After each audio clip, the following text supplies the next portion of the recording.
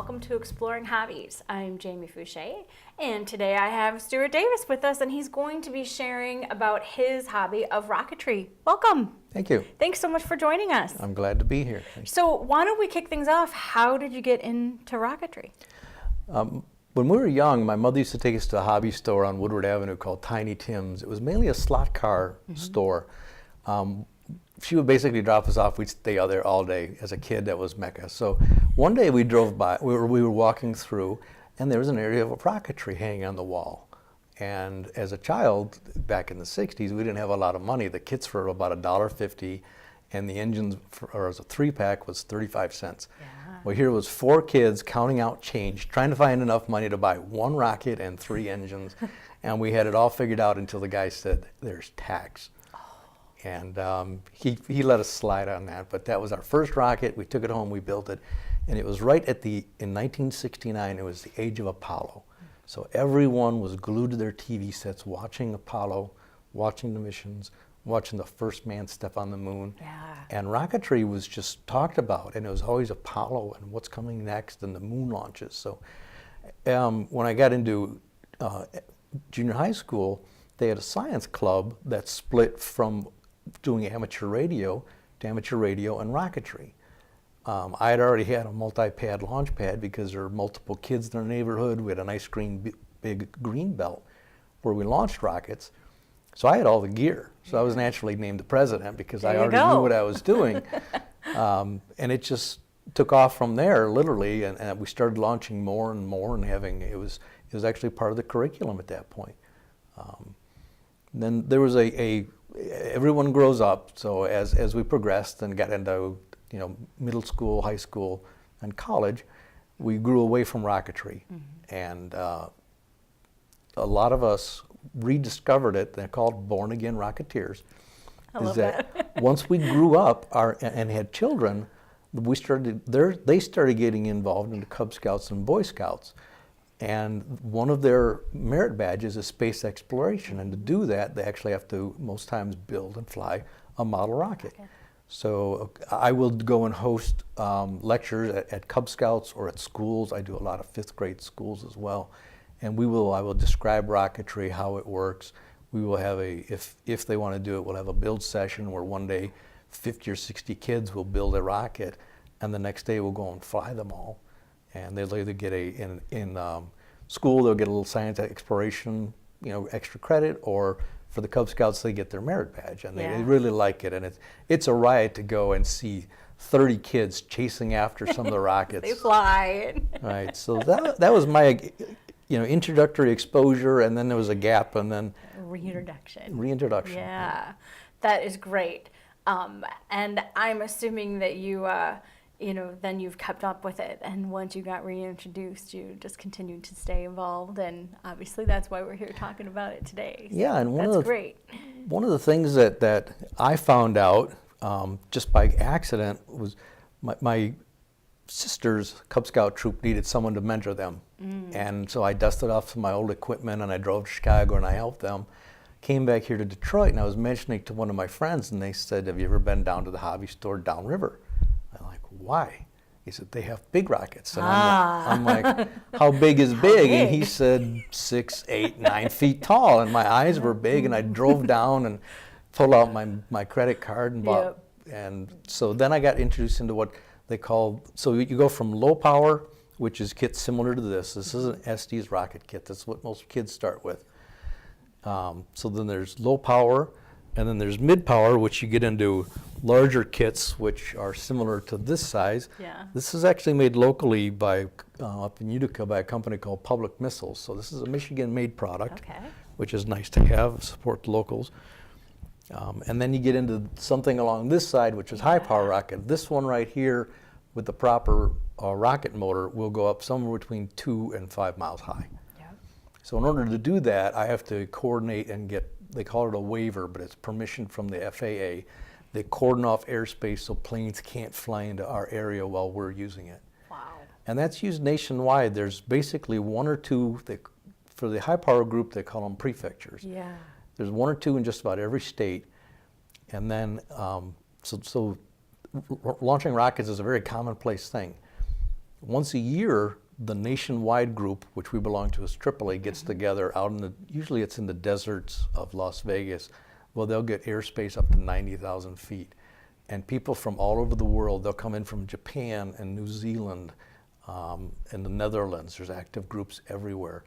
And they will descend on this place and for a week have this rocket mecca of some of the largest rockets made.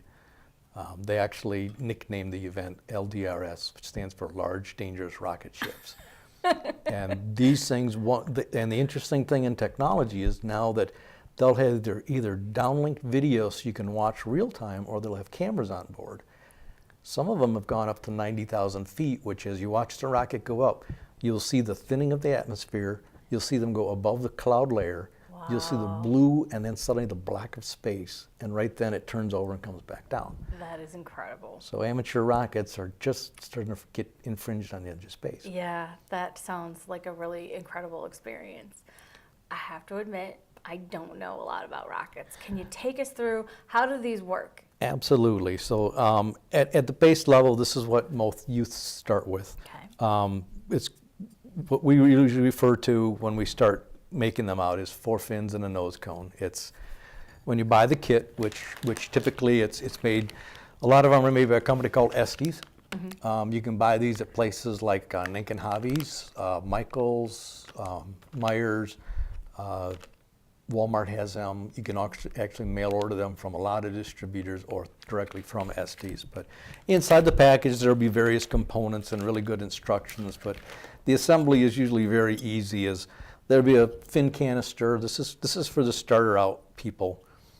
You'd put a little plastic glue on there. The body tube would go on if there was any other accessories, and then the nose cone. But there's this inside is a parachute. So once it does go up, these are the rocket engines, and how they work. There's a really good illustration in the catalog. You can get an Estes catalog either through mail ordering them, or a lot of the hobby stores have them. There's a very good graphic inside here which shows how a rocket motor works. And basically there's a black powder propellant in a nozzle. And as the propellant burns, it picks up speed going through the nozzle, and it thrusts the rocket. It's Newton's first law of motion. Every action has an equal and opposite reaction. So the gas going out makes the rocket go up. And then there's a small smoke delay, which lets the rocket coast, and then there's a little piece of black powder that pops out. What would it, in this case, this one has a streamer. So in a windy condition, this one will come straight down, where if you had a parachute, they would tend to drift more. So when I do kids classes, I usually put streamers so they come down, because we'll be confined to either school football fields or smaller areas.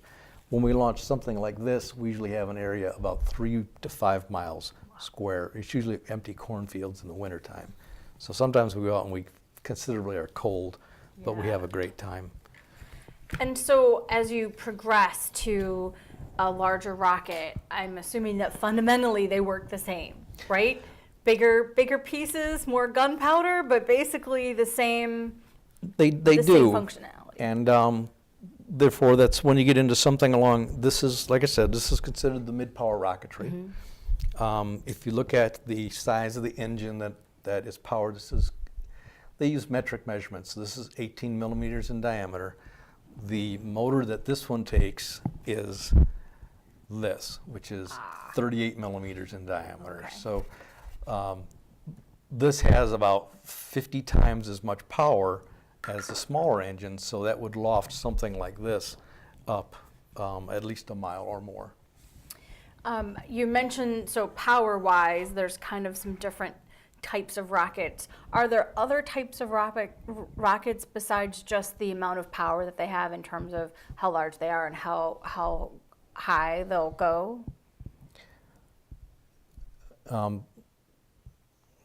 Or is that pretty much the main classification? Yeah, like, is it more about power, or are there other? No, actually, there's 2 different focuses in the groups. There's actually 2 groups in the United States.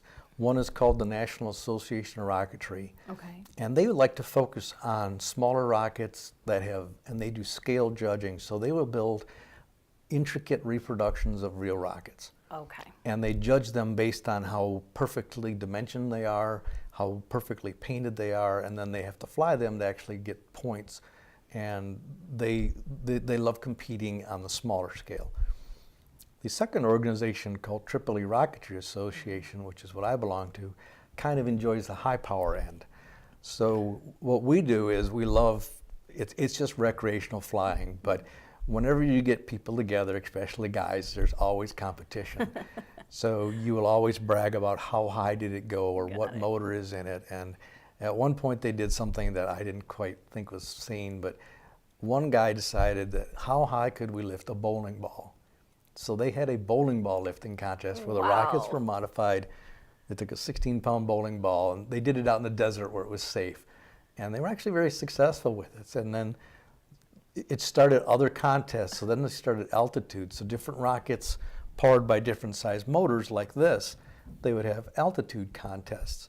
So people would try to see how small they could make their rocket. And that's when they would bring in exotic materials like carbon fiber and fiberglass and try to get to the highest level. So there's each different group has different kind of competitions that they use.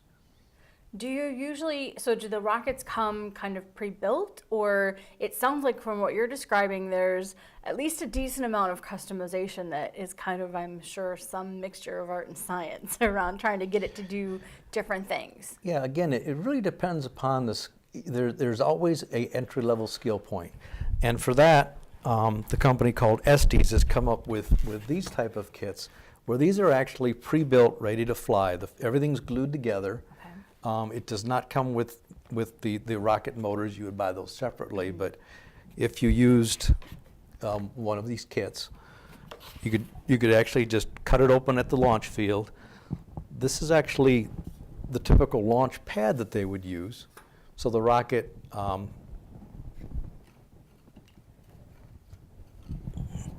has a straw. It would slide down onto the launch pad. Okay. This is a launch controller that they have. And one of the things that they do is there's all throughout the rocketry theme, there's always been the number one criteria is safety. So if you look at the top of this, which is a little hard, I'll bring it down, but there is a, Get it? take this down. There we go. There's an integral plastic cover.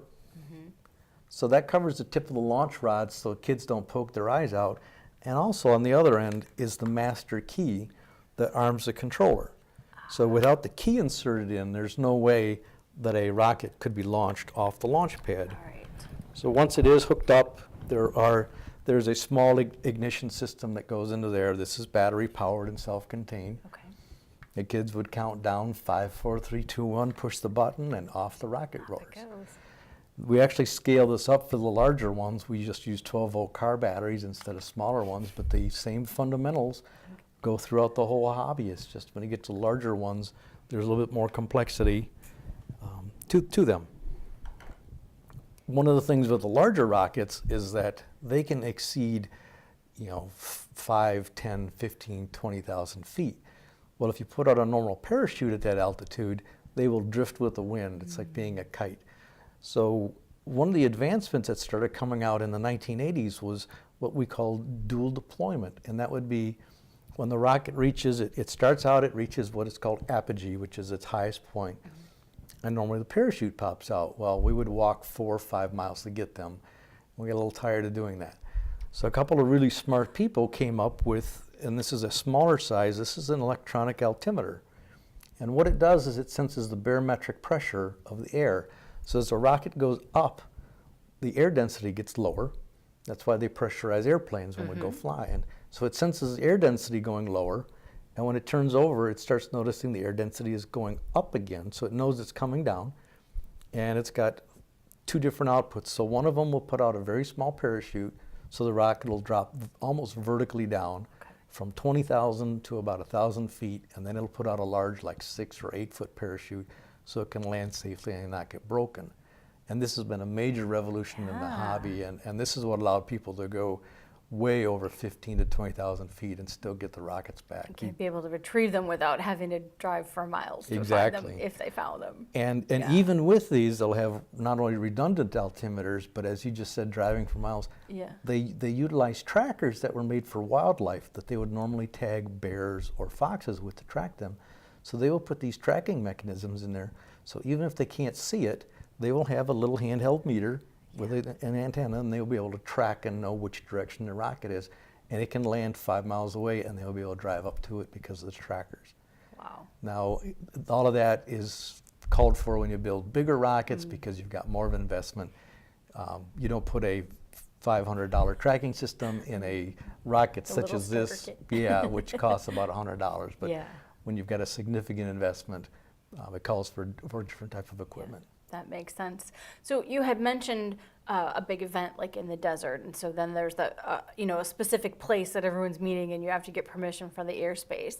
Outside of that, how do you determine where to go launch them? Like, can I just launch it in my backyard? Are there some kind of guidelines around what makes a good place to launch it, and when you would choose one spot over another spot? There is, and actually both organizations, the AAA Rocketry Association and the National Association of Rocketry, have worked with the Federal Aviation, FAA, and they determine different classes of rockets. So these hobby rockets, such as these smaller ones, you could go launch in your backyard or out in football fields at school. Typically, you need permission if it's private property, but if you live on somewhere that's got not too many trees, so they don't get stuck in there, we used to always launch in our backyard.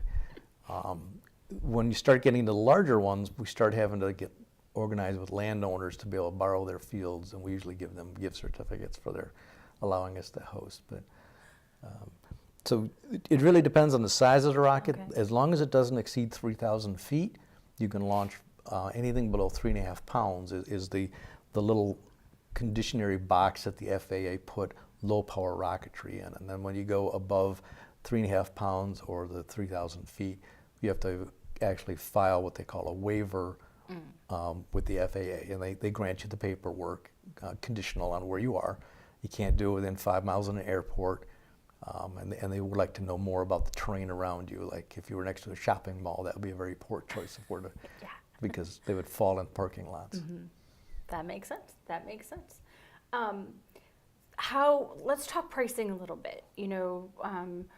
How much does it cost, like generally, if you want to just get started and buy some of the basic kits, how expensive is that? And is there other equipment that you need to understand that you might need to invest in if you want to get involved in doing something like rocketry? Yeah, that's a good question, because some of the smaller Estes kits usually start between $8 and $15. They actually have what they call a starter set, which you would buy that, and it would come with not only the rocket, it would come with a package of engines. It would also come with the launch pad, which we saw, and the controllers. So with this starter kit, you would have everything you would need to go out that day and actually fly your rockets. When you go to more organized launches, such as there's 3 groups in Michigan. Michigan Team 1 is the one based here in Detroit. There's one called Michiana, which is down in the Michigan-Indiana border, and there's another over in Muskegon. We have launch equipment for large rockets and small rockets. So really you just come and bring your supplies, and we have all the infrastructure, PA systems, tables, safe zones to arm rockets. So it's very well organized. Great. Yeah, and we do that for safety. And one of the unique things that we do is when people come to launches, and this is mandated by our we actually will have safety codes, is that people park in a straight line down, even though everybody wants to congregate in one area to be close. But they call it misfire alley. And it's for a safety purpose, because it is much harder to hit a straight line of cars than it would be to hit a squared area of, say, 50 cars.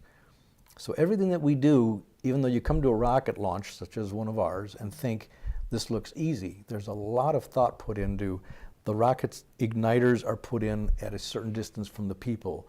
The pointy ends are always pointed away from the people. The rockets are put out in the field depending on how big they are. There's distances of 250, 500, or 1,000 feet from the crowd, because if something were to go wrong, there's a safe table of distances that we use. And that's all in our safety code, as well as we have insurance coverage in case there is any accidents. And that's because we've developed these things over the years, there has been no accidents. That's great. There's been no fatalities, and the old theory of the basement bombers has kind of been dismissed because both organizations realized safety was number one, and everything is inherently done safe. Very good. So you've mentioned the two larger organizations that kind of act like governing bodies and provide some of this structure. Are there smaller, like club groups that kind of operate within those then, where people locally might get together? How does that work? There are, and they have two different names. Tripoli, which is a higher power group, adopted the name of the chartered group as a prefecture. So we're Michigan Team 1, which is prefecture number 9. So we were the 9th group formed. Now there's over 50. Wow. National Association of Rocketry, or the NAR, has what they call sections. So the local group would be a NAR section. So it's similar words, but it's basically the title for the organizing body. And each group gets together and has a board of directors and meetings and budgets and that kind of thing. And do you get to, so if someone's coming into it and learning, is that a good way to learn in terms of other mentoring and people who can kind of show you how to do it? Is that also part of club activities? It is, and that's one thing that, like, I'm on the board of directors. I ran Michigan Team 1 for better than 11 years, and right now I'm the vice president of it. But what we do is when new people come in, at the registration table, because we all get name tags so you know who it is in case there's an issue, or if someone's having trouble, instead of saying, hey, you've got a name tag that says, hi, my name is, and you would go up and say Steve.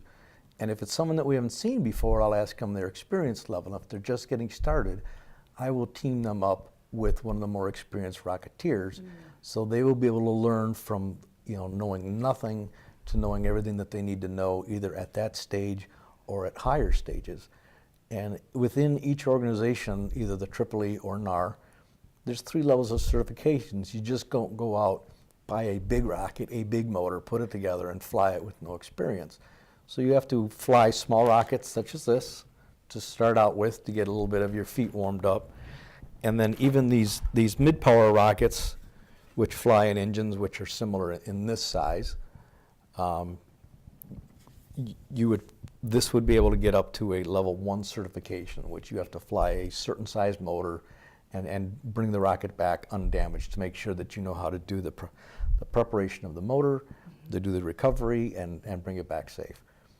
For the second level certification, you actually have to take a written test that talks about fire protection codes, tables of distance, so how far you need to be from a crowd to do this. So it's a pretty strict, rigid test. Yeah.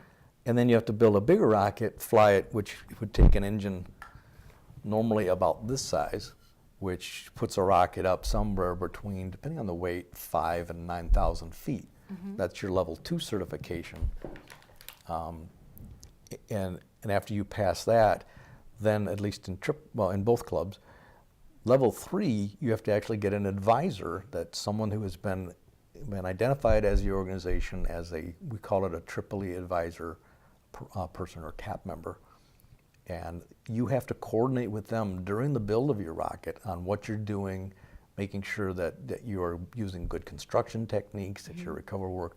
So there's a mentor watching over you while you're building your larger kit. And then you can fly it and get certified level 3, which is the highest, and then you can fly larger motors to higher altitudes. Got it. So are those certifications then used as kind of a safety measure to say, you'll be prevented from purchasing, for example, all the components or whatever you need and being able to fly something larger until you've demonstrated a certain level of knowledge and expertise? How does that work exactly? It's more controlled actively at the launch, because our name tags will have your name and it'll say certification number. And if you come up with a 1, 2, or 3, as a person checking you in, we have what they call a range safety officer. So as you come in, you would register and pay your dues. You would prepare your rocket. You go to a specific person who is skilled in being able to evaluate things to make sure that everything is okay to fly. It's called a range safety officer. He would look at your name tag, and if it had certification level 1 and you came up with a rocket powered by a level 2 motor, he would deny your flight.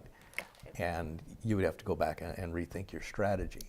So there's controls there so that people just don't walk through and do something that is over their head and therefore cause a danger. Yeah. So again, there are several levels of safety that we go through, as well as there's like a physical launch card that you would fill out that would describe your rocket. Like this one back here is actually a subscale rocket of what's called a whack corporal. Okay. So you would put down the rocket name, the rocket weight, and then the engine selection. And the person that would actually be doing the launching would have the card, and that would be the last check. Is that is usually a very skilled person, and he would know if there was an inappropriate choice of either the rocket or the motor, or if it was too dangerous because of wind conditions. So we have multiple levels of checks. Got it. So safety first, but then with that in mind, it sounds like there are some really incredible things that you could do with rocketry. It is. We have a lot of fun. Yeah, it sounds like it. So if there are people watching the show who want to get involved with this, what are your recommendations in terms of the best way to find out more?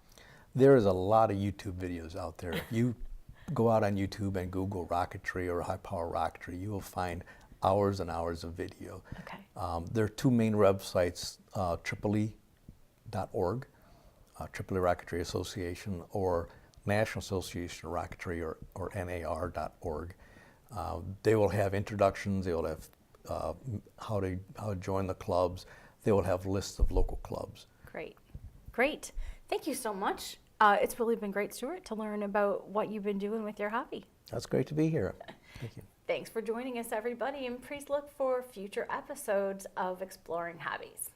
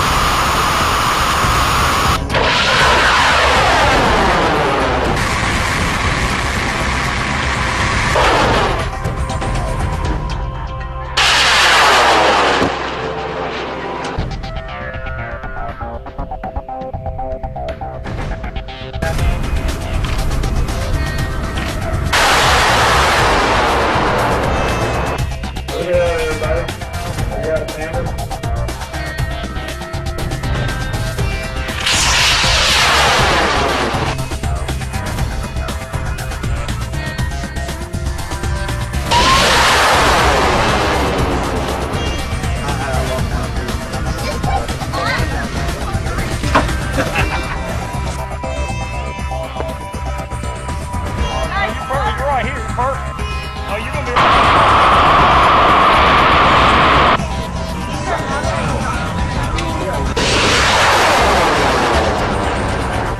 Okay, I heard the event. It's open. It's right open.